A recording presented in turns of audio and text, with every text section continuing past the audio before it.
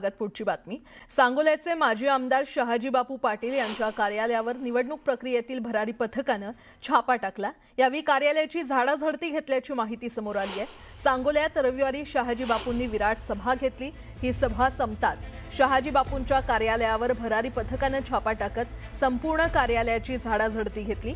या छाप्यात नेमकी काय सापडलं याबाबत अजून काहीही माहिती समोर आली नाहीये। दरम्यान शहाजी बापूंनी गेल्या काही दिवसांपासून भाजपवर केलेल्या टीकेमुळे शिवसेना आणि भाजपमध्ये संघर्ष वाढत असल्याचं समोर आलं होतं।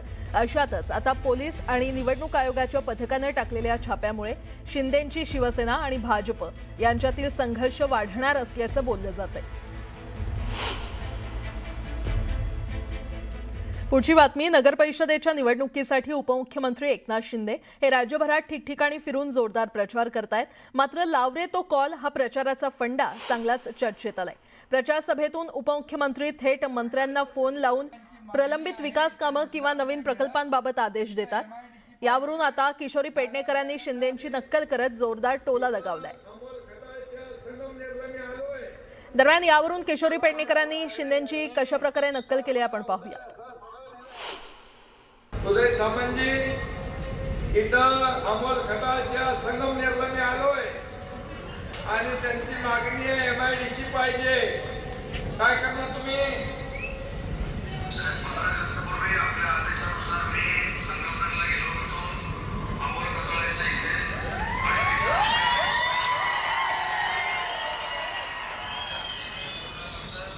पुढच्या 2 महिन्यात आम्ही ट्रॉलीचं नोटिफिकेशन जे करावं लागतं MIDCचं ते आम्ही नक्की करू। नोटिफिकेशन 2 महिन्यात काढणार हो। लोकांना कसा बनवी करायचं।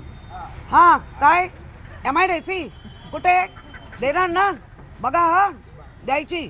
अरे MIDC काय खेळणं आहे? 4 वर्षात झाली नाही तुमच्या, त्याच्या आधी तुमच्याकडेच होतं ना नगर खातं। 4-4.5 वर्षात झाली नाही। हा बरोबर, मग माझा शब्द गेला नाही पाहिजे काय? त्या तिथल्या लोकांना म्हणजे मतदारांची कीव करावी वाटते।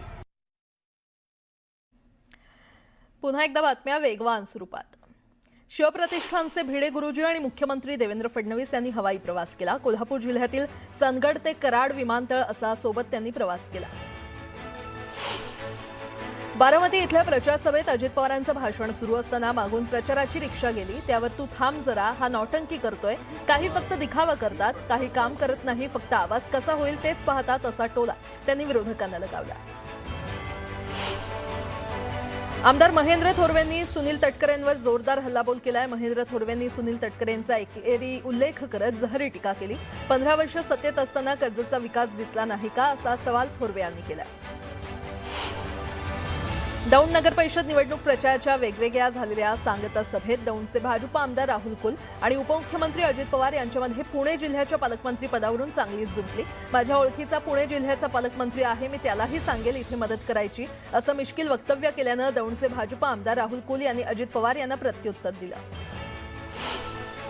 काही जण माझ्यासमोर गपगुमान बसतात, माझी पाठ फिरली की चक्र फिरवतात, त्यांना वाटतं मला काहीच कळत नाही, असं अजित पवार म्हटलेत। समोरून विरोध करा पण गद्दारी करू नका, असं अजित पवार म्हटले। झोपडपट्टी मुक्त मुंबईचं उद्दिष्ट गाठण्यासाठी झोपडपट्टी पुनर्वसन प्रकल्पांना चालना देण्यासाठी झोपडपट्ट्यांचाही समूह पुनर्विकास करण्याचा निर्णय राज्य सरकारनं घेतलाय। त्यानुसार 50 एकर किंवा त्यापेक्षा अधिक जागेवरील झोपड्यांचा, इमारतींचा आणि चाळींचा समूह पुनर्विकास केला जाणार आहे। झोपूर प्राधिकरणानं 5 जागांचा शोध सुरू केला असून यापैकी एक मानखुर्दमधील जागा निश्चित केली आहे। नोव्हेंबरमध्ये मुंबईत 12,000हून अधिक घरांची विक्री झाली असून राज्य सरकारला यातून मुद्रांक शुल्कापोटी 1043 कोटी रुपये महसूल प्राप्त झाला। ऑक्टोबरमध्ये 11,000हून अधिक तर नोव्हेंबरमध्ये 12,000हून अधिक घरांची विक्री झाली। ऑक्टोबरच्या तुलनेत नोव्हेंबरमध्ये घरांच्या विक्रीमध्ये काहीशी वाढ झाली। वर्ध्यात वाहन तपासणीमध्ये 2,64,000 आढळून आले। सोन्याचा आणि चांदीचा ऐवज ताब्यात घेण्यात आला। नगर परिषद निवडणुकीच्या पार्श्वभूमीवर ही कारवाई करण्यात आली। पालघरमधल्या बोईसर तारापूर चिंचणी बायपासवर इनोव्हा कार आणि दुचाकीची जोरदार धडक होऊन भीषण अपघात झाला। या अपघातात दुचाकीस्वाराचा जागीच मृत्यू झाला असून 3 जण गंभीर जखमी झाले। नांदेडमध्ये विजातीय प्रेम प्रकरणातून सक्षम ताटे या 19 वर्षीय युवकाचा खून झाला। त्याची प्रेयसी आचल मामिडवार हिनं सक्षमच्या पार्थिव देहासोबत लग्न केलं। वडील आणि 2 भाऊ यांच्या विरोधात आचल हिनं पोलिसात साक्ष दिली। सध्या ती सक्षमच्या घरी राहते। मयत सक्षम याच्या आईनं आणि कुटुंबानं आचलचा स्वीकार केलाय। सक्षमसोबत 3 वर्षांपासून प्रेमसंबंध असल्याचं आचल हिनं सांगितलं। कुटुंबियांनी दिलेल्या धमक्यांच्या दबावातून सक्षम विरोधात वर्षभरापूर्वी आपण पोलिसात तक्रार केल्याचं तिनं सांगितलं।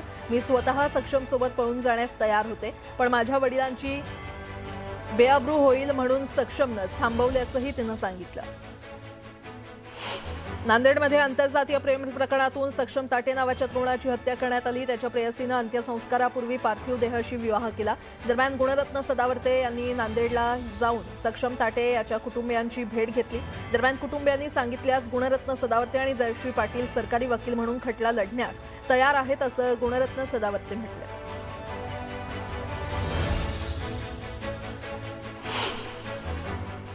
आता पुढच्या बातमीपत्राकडे वळणार आहोत। सुरुवात करूयात या क्षणाच्या महत्त्वाच्या बातम्यांनी।